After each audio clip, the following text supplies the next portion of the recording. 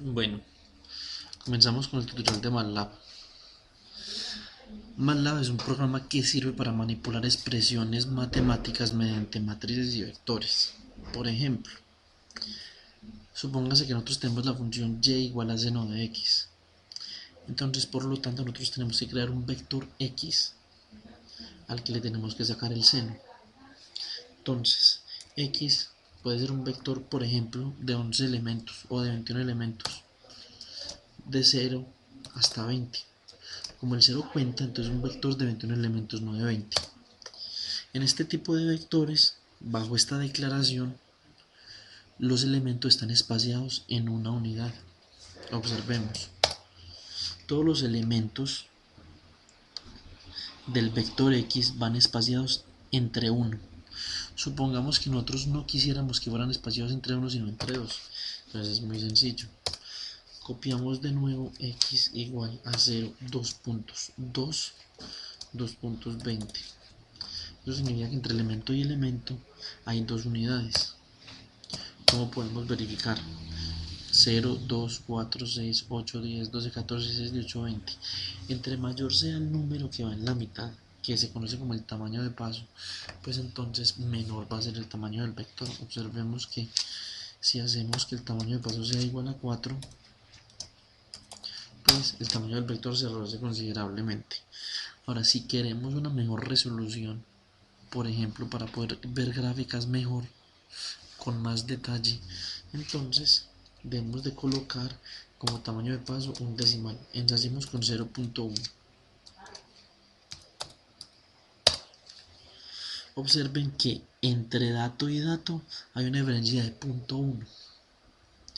Si yo quiero mejor resolución aún, mejor detalle en el vector x, entonces puedo decir que x es igual a 0, 2 puntos, 0.01, 2 puntos 10.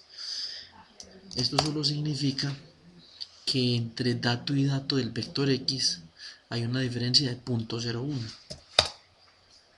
Observen 9.8, 9.81, 9.82. Así vamos a tener un mejor detalle. Ahora vamos a hacer un experimento. Digamos que y es igual al seno de 2 por pi por x. Tengo otro vector que debe ser de igual longitud que el vector x que recibe como parámetro. Vamos a verificar. Length de x es igual a 1001. Length de y es igual a 1001. Por lo tanto, como los dos vectores son de la misma longitud, podemos graficarlos el uno contra el otro. La función para graficar se llama plot. Primero se coloca la variable independiente, o sea que va en el eje horizontal, y después la variable dependiente que va en el eje vertical. Observen cómo se puede graficar la función seno. Ya tengo la función seno con una resolución de 0.01 muestras por segundo.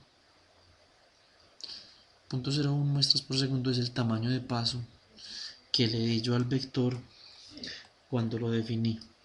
Observen. Ahora le voy a dar un tamaño de paso menor. Ensayemos con 0.1 solamente. Y voy a volver a declarar la función y igual a seno de 2πx. Grafico y observen que el detalle de la función seno disminuye con respecto a la que tenía un menor tamaño de paso.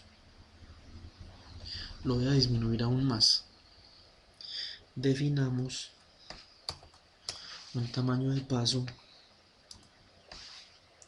de 0.5.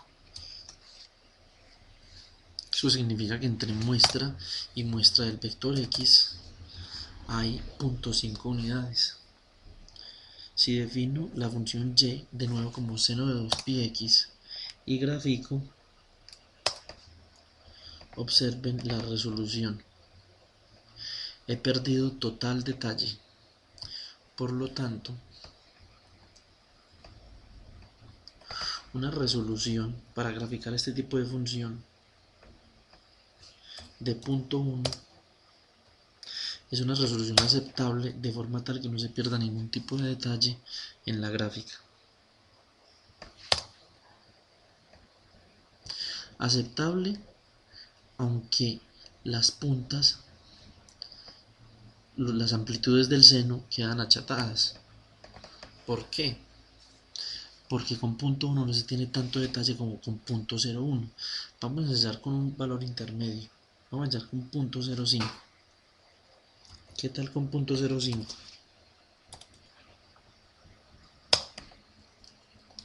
Y igual a seno de 2pi x.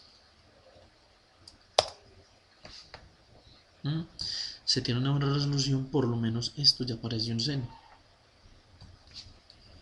Vamos a mirar qué tal con una resolución de punto 3, punto 0,3. Eso significa que entre dato y dato hay una diferencia de punto 0,3, como se puede observar. Punto 57, punto 60, punto 63, punto 66, punto 69. Definamos la función y igual a seno de 2pi x y grafiquemos. Mejoró bastante la resolución, ya por lo menos esto no está en punto, sino que se ve la curva en el máximo pico del seno y en el mínimo pico del seno. Entonces podemos concluir que una resolución aceptable para graficar el seno de 2pi x puede ser 0.03 muestras, 0.03 unidades entre muestra y muestra. Bueno, ahora vamos a cambiar de ejercicio para graficar. Vamos a utilizar la serie de Fourier. ¿Cómo se puede utilizar la serie de Fourier? La serie de Fourier emplea la suma de senos multiplicadas por una constante de diferente frecuencia. Es decir, yo puedo expresar una función y como una constante multiplicada por un seno de una frecuencia más una constante multiplicada por un seno de otra frecuencia múltiplo de la primera frecuencia y así sucesivamente, como una suma de constantes multiplicadas por un seno de una frecuencia dada. Es de notarse que las frecuencias subsiguientes a la frecuencia del primer seno todas son múltiplos de la frecuencia del primer seno, es decir, supongamos que yo tengo una frecuencia f igual a 15. Bien, yo puedo expresar una función y como la suma de unas constantes que van a ser 1.5, 0.25 y cada vez voy a ir dividiendo la constante entre 2. Entonces comencemos. Seno de 2 por pi por f por x más 0.5 por seno de 2 por pi por 2f por x más 0.25 por seno de 2 por pi por 3f por x, y vamos a dejarlo en tres términos. Vamos a hacer un plot de x, y.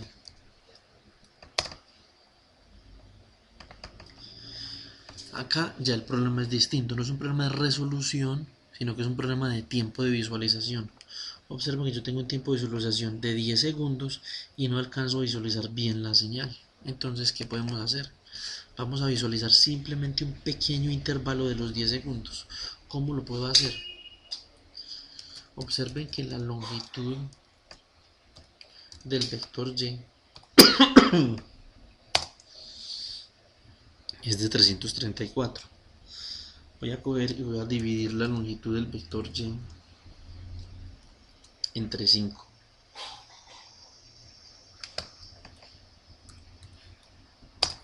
Eso quiere decir que la quinta parte de la longitud del vector y es 66.8. La prueba próxima era 67. Entonces voy a graficar solamente la quinta parte de la longitud del vector y. ¿Cómo lo voy a hacer? Es muy sencillo. Le voy a dar plot Con una modificación t, le voy a decir de esta forma, puedo especificar que t se va a mover desde el primer dato hasta el dato 67, coma, y que y se va a mover desde el primer dato hasta el dato 67.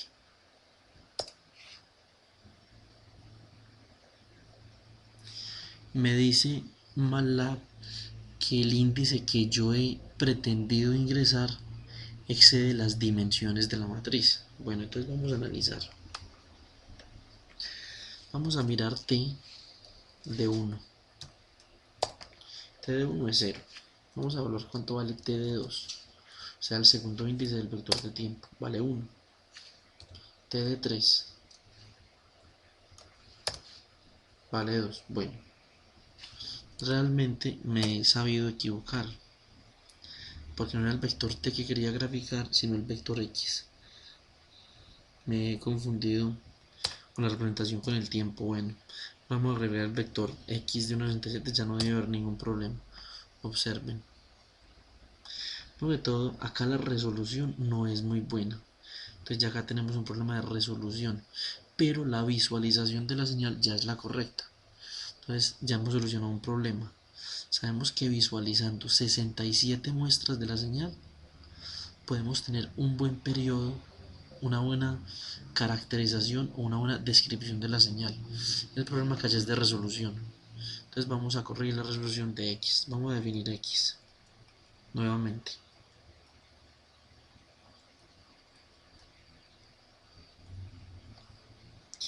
Digamos que x nos va a dar entre unidad y unidad 0.001 unidades. Por ejemplo, 0.9996, 0.9997, 0.998. Eso significa que si yo cojo a x de 100 y le resto x de 99, me debe dar el tamaño de paso, precisamente 0.0001. Bueno, ahora vamos a graficar, vamos a definir y de nuevo, que es la suma de los senos de frecuencias múltiplos de la frecuencia fundamental f que habíamos definido, y graficamos. Bueno, en esta gráfica se ve claramente que el número de muestras que hemos elegido graficar no es suficiente para visualizar siquiera un periodo de la señal. Entonces, cojamos 67 por 4, a ver qué pasa. Ahí vimos que era un cuarto de periodo. Entonces 67 por 4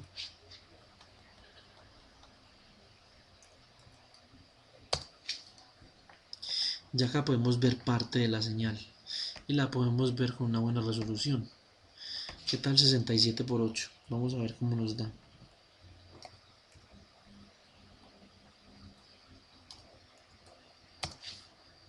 Bueno, ya acá podemos ver más parte de la señal, aunque todavía no vemos un periodo. Cuando veamos un periodo nos vamos a dar cuenta, porque como estas son sumas de señales sinusoidales que son periódicas, la suma de senos periódicos es periódica, ¿sí? No están desfasados. Entonces, miremos algo. Multiplicémosla por 12. 67 por 12. ¿Qué tenemos aquí? Bueno, acá ya observamos que comienza a haber una periodicidad. Acá la señal se comienza a repetir. De ahí podemos ver que el periodo más o menos sería de 67 muestras por 10 o por 9. Entonces modifiquemos 67 por 12 por 67 por 16 y ya podemos ver si la señal se repite o no. Observen que la señal ya comienza a tener una tendencia periódica.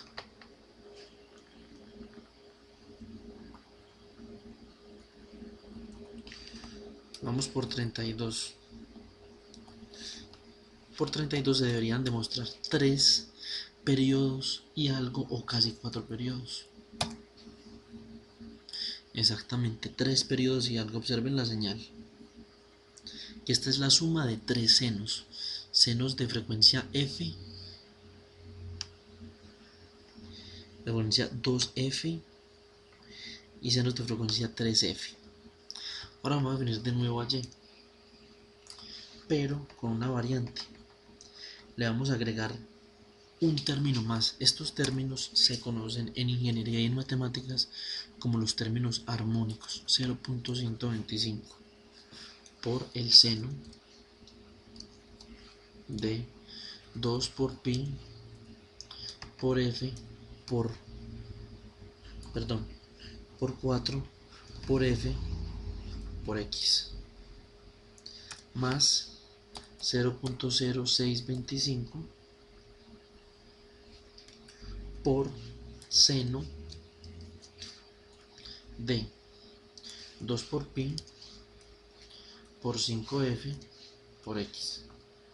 Muy bien, tenemos nuestra nueva y ya con 5 armónicos, es decir, con 5 términos de la suma de los senos. Y ahora vamos a graficar de nuevo. ¿Qué tenemos aquí? Obviamente nosotros ya tenemos una señal muy parecida a una señal triangular, muy parecida. ¿Con qué periodo? Vamos a observar algo. Observemos que esta señal se está repitiendo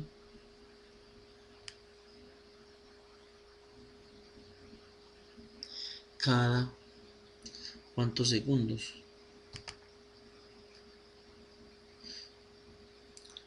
Con esta herramienta podemos seleccionar un punto y ese punto nos va a decir exactamente su coordenada en X y coordenada en Y. Entonces podemos ver con claridad algo.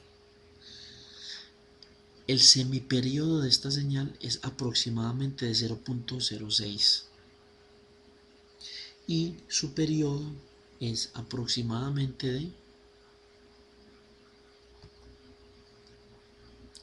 tenemos acá qué valor tiene X, 0.0736 y acá en el otro pico 0.14. Entonces 0.14 menos 0.736 me da más o menos 0.6. Ahora 0.6, 1 dividido 0.6 me da 1.66. Eso significa que esta sería la frecuencia fundamental aproximadamente.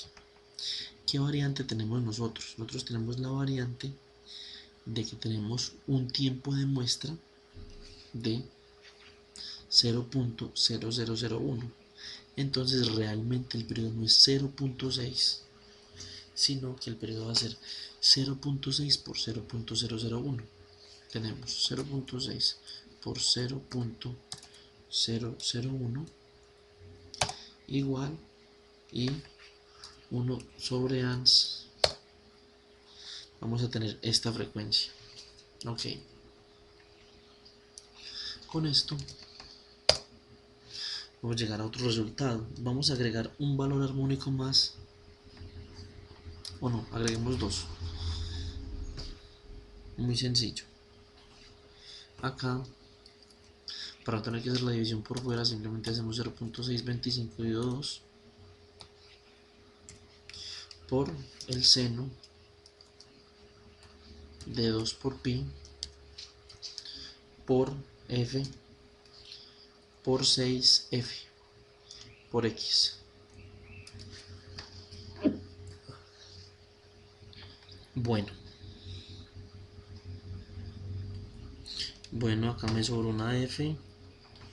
Tenemos que tener cuidado con eso, porque MATLAB nos puede sacar un error si tenemos una letra y un número seguidos sin multiplicarse, si la letra no es una variable, si la variable no está declarada. Esas son cosas que se van aprendiendo con el andar. Ahora, acá vamos a colocar 0.0625 dividido 4, porque este de acá, recuerden que tiene que ser la mitad de este de acá. Y esto por seno de 2 por pi por 7 por f por x. Muy bien. Vamos a ver qué tenemos aquí.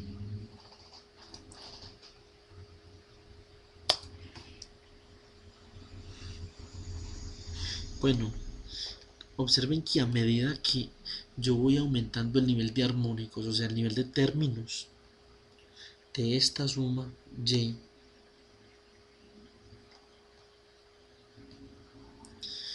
esta señal comienza a tener menos hendiduras. ¿Eso qué significa?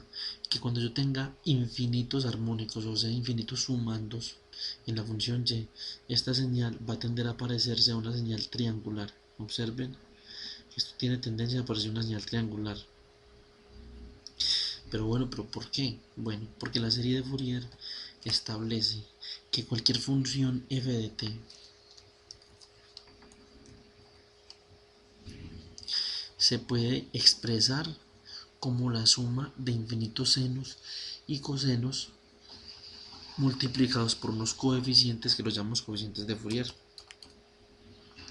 Esta es la demostración que yo he usado para mostrarles cómo graficar. Bueno, ya sabemos cómo graficar este tipo de funciones. Ahora vamos a pasar a otro tipo de tareas. Vamos a abrir matrices. Importante. Una matriz es un arreglo numérico en forma de tabla. Por ejemplo, definimos una matriz 2.3, 2.5, 3.9, punto y coma, 4.5, 2.1, 5.8, punto y coma, 9.2, 8.1, 4.7. Primero, ¿para qué da punto y coma? El punto y coma se usa para separar filas y columnas. 1. 2. ¿Cómo hago yo para diferenciar entre elementos? Muy sencillo. Escribo un elemento, espacio, escribo otro elemento, espacio, escribo otro elemento y cuando la fila se acabe, escribo punto y coma y comienzo otra fila. Vamos a ver cómo queda la matriz. Observen. Entre elemento y elemento hay un espacio y entre fila y fila la separo con una punta y coma.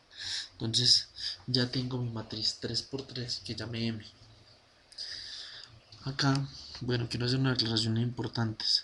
Cuando uno multiplica matrices por matrices en un programa de MATLAB, un programa computacional cualquiera, tiene que tener en cuenta las dimensiones. Por ejemplo, creemos una matriz 2×3 que se llame N. N es igual a 1,12 por 2.3, 4.6 por 8.8, 16.16. Bueno, muy bien. Tengo mi matriz N. 2×3. Quiero multiplicarlas. Voy a multiplicar M por N. Observen que si yo multiplico M por N tengo una matriz resultado de 2×3. ¿Por qué? Porque para yo poder multiplicar dos matrices, el número de columnas de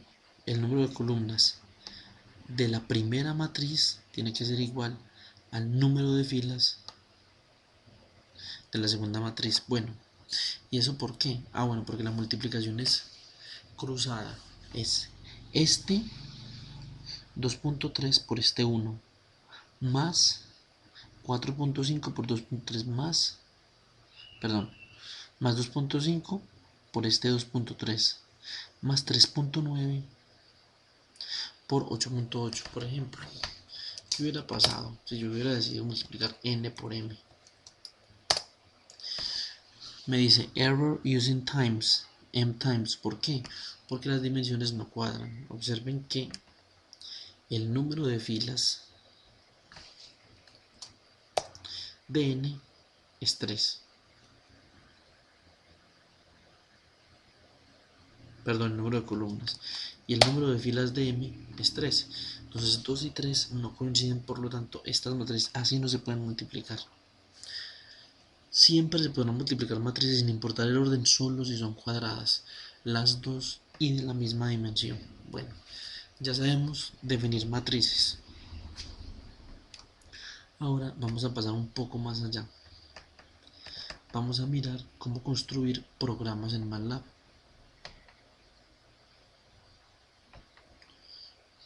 Este botón me da un nuevo archivo M.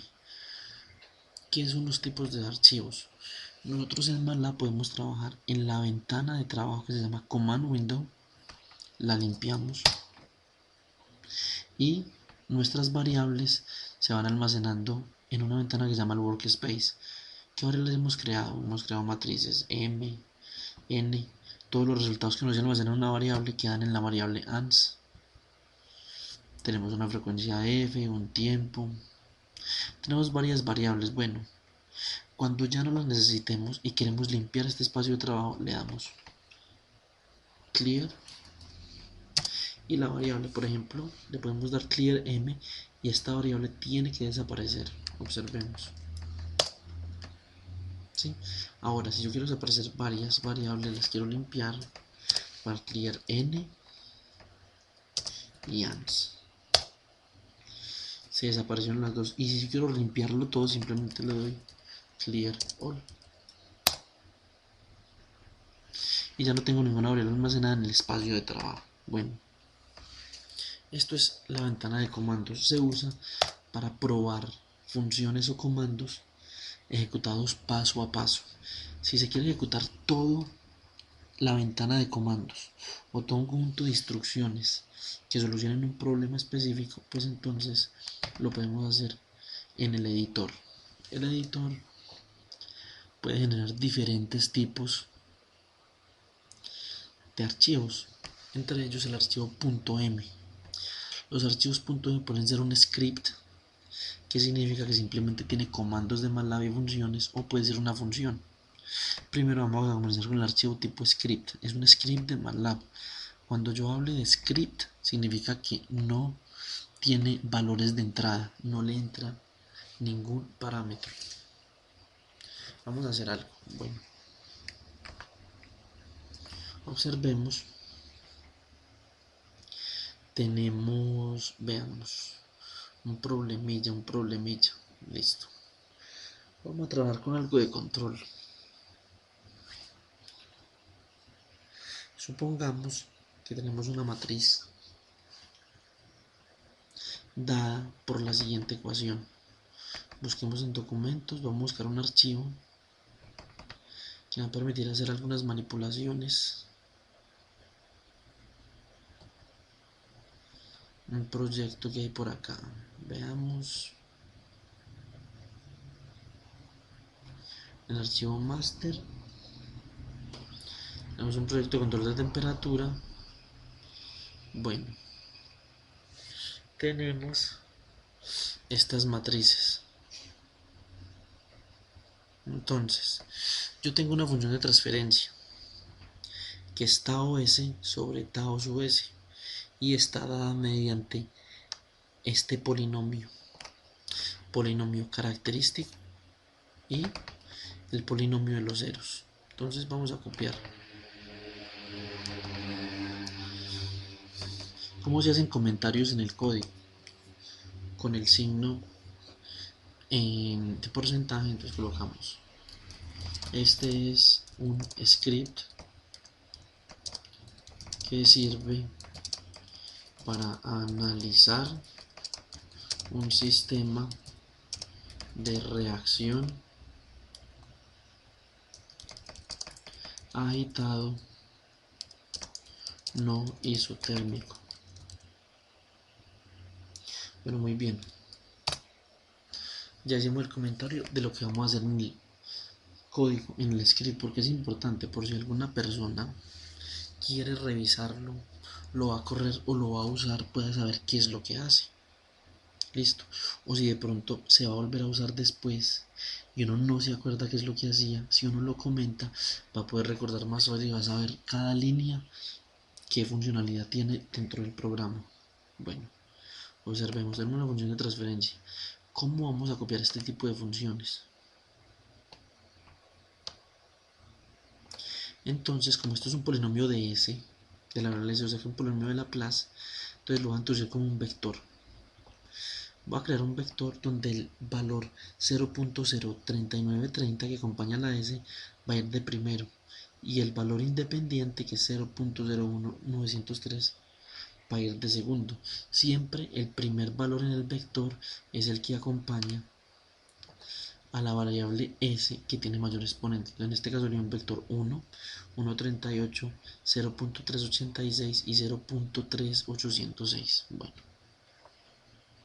entonces creemos el vector.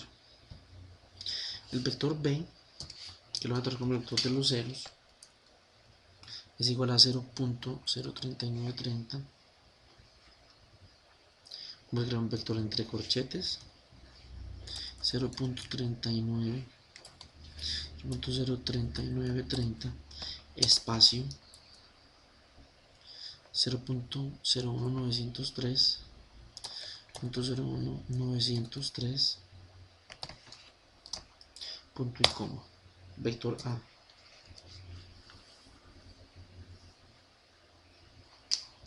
Bueno, el vector A va a tener los siguientes elementos: 1, 1.38, 1, 1.38, 0.386, 386, 0.03, 0.03806, y ya tenemos un vector de 4 datos. El primer vector, observen, vamos a copiar.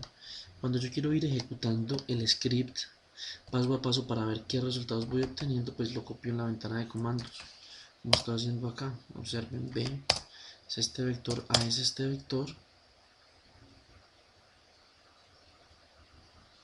y entonces voy a decir lo siguiente. Voy a decir que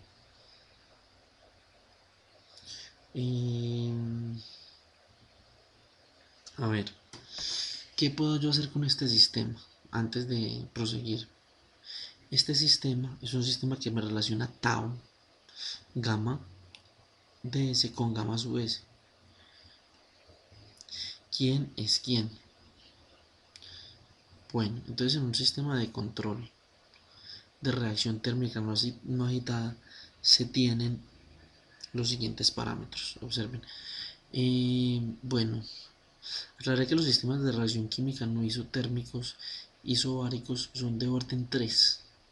¿Qué significa que sean de orden 3? Significa que en el polinomio característico de la función de transferencia HDS, que va en el denominador, el mayor exponente de la variable S es el 3, por eso es de tercer orden. El que determina el orden del sistema es el polinomio característico que va en el numerador. Este polinomio no determina el orden. Bueno, son sistemas propios por lo que se pueden caracterizar mediante la función de transferencia. Usualmente esos sistemas de reacción química que son de orden 3 tienen la siguiente forma. Observen que en este caso B2 es igual a 0 porque no hay ningún dato acompañando la S cuadrado. Mediante alguna manipulación matemática es posible escribir ese sistema de esta forma. Bueno, entonces ¿qué vamos a hacer? Vamos a coger y esta matriz, este vector y este otro vector, esto se llama un vector fila, un vector columna, los vamos a escribir en MATLAB. Entonces a la matriz 3 por 3 la voy a llamar la matriz phi, no, la voy a llamar la matriz A mayúscula y la voy a escribir de la siguiente forma: 0, 1, 0, 0, 1, 0, 2 puntos, 0, 0, 1, 2 puntos, menos 0.03806 menos 0.03806 menos 0.386 y menos 1.38. Observen que en esta representación los valores de la última fila de la matriz A son los mismos valores del polinomio característico del sistema, pero cambiados de signo, exceptuando la unidad. Ahora vamos a meter el vector B, que es el vector de entrada del sistema. Observenlo acá. Bueno, pues ese vector B es un vector columna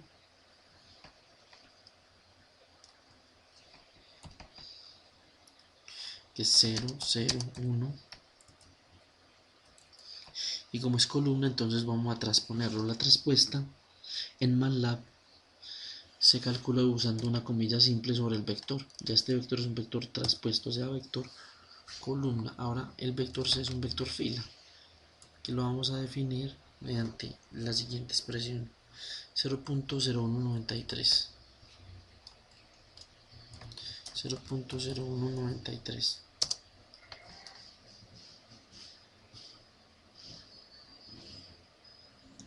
Y los otros valores son 0.0393 y 0. 0.0393 y 0. Ok, observen que los valores que van en el vector C, que es un vector fila, son los mismos valores que van en el polinomio de los ceros, acá arriba, en la función de transferencia. Estos valores. ¿Por qué el último valor del vector C es 0? Porque B2 vale 0, que es quien acompaña hacia el cuadrado. Bueno, entonces acá ya tenemos un sistema. Ahora, después de tener ese sistema, ¿qué se puede hacer en MATLAB? Bueno, observen que en MATLAB yo puedo graficar la respuesta al impulso. Eso significa, la respuesta al impulso es la respuesta que se obtiene al hacer Tau sub S igual a U de t, o sea, a un impulso unitario. ¿Qué es un impulso unitario? Esa es una función que antes de 0 vale 0 y después de 0 vale 1. Bueno, entonces vamos a observar cómo se calcula la respuesta al impulso. En inglés, impulso se dice step. Entonces vamos a decir que Y es igual a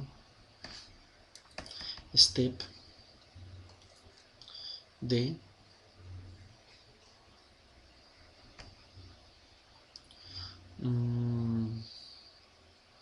step de B, A. Otro, digamos, plot Y.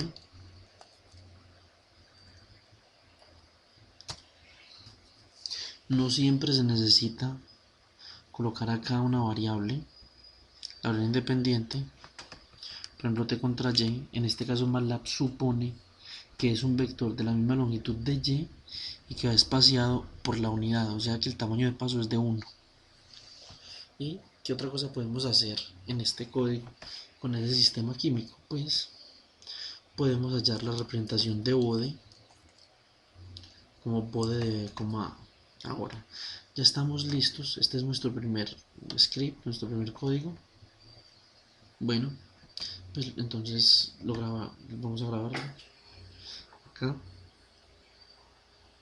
Como es un script, lo puedo grabar con cualquier nombre. Vamos a colocarle ensayo 1, un nombre cualquiera. Y cuando lo voy a ejecutar, le doy clic en este botoncito que tiene una hoja con el símbolo de play. Dándole clic acá en busy, me indica que MATLAB está trabajando en estos cálculos.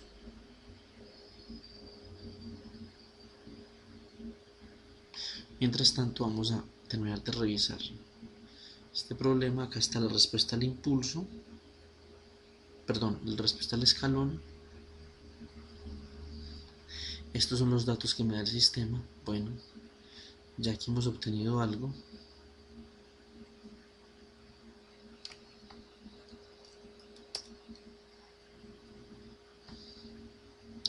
Observen la representación de bode, que me va a decir el sistema a frecuencias definidas cómo se comporta en la ganancia. Esto es una ganancia logarítmica, entonces me dice que este tiene una ganancia de más o menos unos menos 5 decibelios hasta un rango de frecuencias de 10 a la 0,1, 10 a la menos 2,1, más o menos cerca del DC. Vamos a tener